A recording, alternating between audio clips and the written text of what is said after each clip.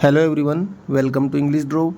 आज हम बात करेंगे चतुर्थ श्रेणी कर्मचारी भर्ती 2025 के इंग्लिश मॉडल पेपर के बारे में।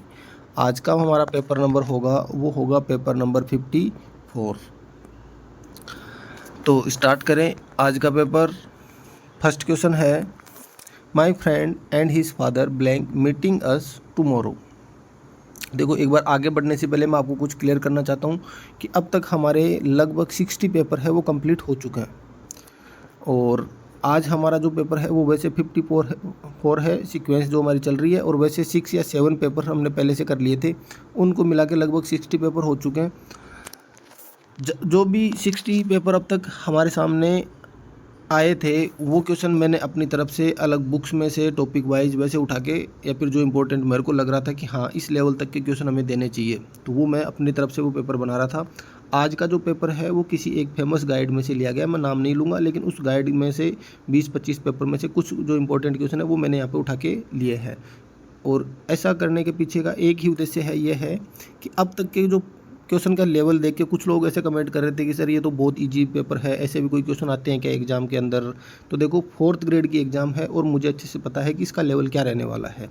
तो आप एक बार बिलीव करेंगे और इस पेपर को भी देखेंगे, क्योंकि ये क्वेश्चन कुछ लोगों के लिए वो बहुत फेमस बुक है, तो उस बुक में से ही लिया गया है। तो आप लोगों का जो डाउट है वो क्लियर हो जाएगा कि जो अब तक मैंने क्वेश्चन बताए वो और अब ये जो क्वेश्चन है उनका लेवल आप एक बार मैच कर लेना, आपका डाउट है वो दूर हो जाएगा।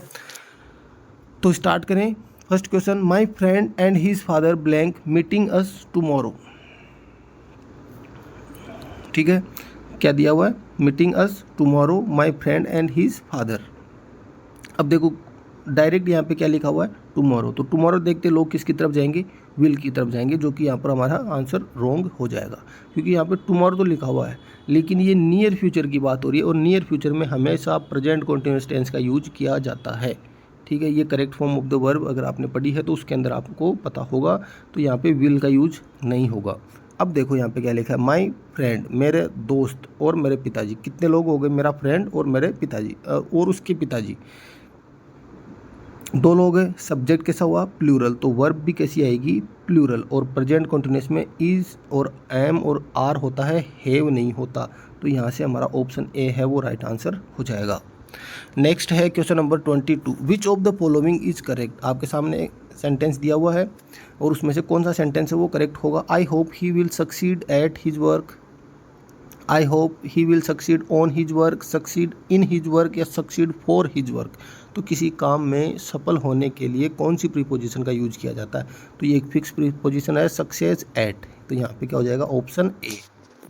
नेक्स्ट है question, choose the change the voice in the sentence given below by selecting the correct alternative. We had to count the money, we had to count the money. इसको किस में चेंज करना है? पैसिव वॉइस में। और passive voice में change करने का वही सीधा सा तरीका, हैड टू प्लस V1 दिया हुआ है हमें। देखो 2 + V1 दिया हुआ है और पैसिव में जाएगा तो ये 2 + B प्लस थर्ड फॉर्म बन जाएगा ये।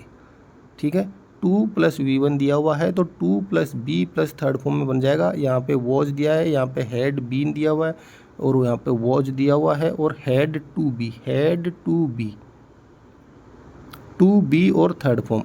एक ही ऑप्शन बचा है हमारे सामने, ऑप्शन डी। नेक्स्ट है, somebody has already used this towel, somebody has already used this towel। और किस में चेंज करना है इसको? पैसिव वॉइस में। देखो हैज दिया हुआ है, थर्ड फॉर्म दी हुई है, दिस टॉवल ऑब्जेक्ट है तो सब्जेक्ट की जगह आ जाएगा, और हैज आता है तब क्या करते हैं हम? बीन ऐड करते हैं। एक ही ऑप्शन है जिसके अंदर बीन दिया हुआ है, ऑप्शन सी। नेक्स्ट है question number 25, I found blank 100 rupee note under the pillow, an, a, the और नो आर्टिकल। तो यहाँ पे क्या लिखा हुआ? आई फाउंड 100, किसका साउंड आ रहा है? है का। कॉन्सोनेंट साउंड है, कॉन्सोनेंट साउंड से पहले कौन सा आर्टिकल आता है? Article a. नेक्स्ट है question number 26, change into direct narration. Direct में चेंज करना है, इनडायरेक्ट फॉर्म हमें दे रखी है। She asked me how long I had worked hard. WH word से स्टार्ट हो रहा है तो आस्क्ड किस में चेंज हो जाएगा? सेड में। सब में सेड। यहाँ पे मी दिया हुआ है, मी नहीं है हमारे सामने। आगे क्या हो जाएगा? हाउ योर वर्क देयर, ये भी नहीं होगा क्योंकि देखो हाउ लॉन्ग आई हैड, आई दिया हुआ है, इसका मतलब ये ऑब्जेक्ट के अकॉर्डिंग चेंज हुआ है। इसमें ऑब्जेक्ट तो सही है मी दिया हुआ, लेकिन इसमें देखो सब्जेक्ट नहीं है, ये कैंसिल हो जाएगा। मी हमने अपनी तरफ से मान रखा था, अज्यूम करके देखा था, तो यहाँ पे क्या आ जाएगा आई, वो चेंज किस में हो जाएगा यू में। और यहाँ पे क्या दिया हुआ है हेड, तो हेड किस में चेंज होता है हैज, और जो हैज है वो किस में चेंज होता है हेड में। तो यहाँ पे क्या हो जाएगा यू के साथ हैव, तो हैव यू, और आगे क्या लिखा हुआ है वर्किंग हियर,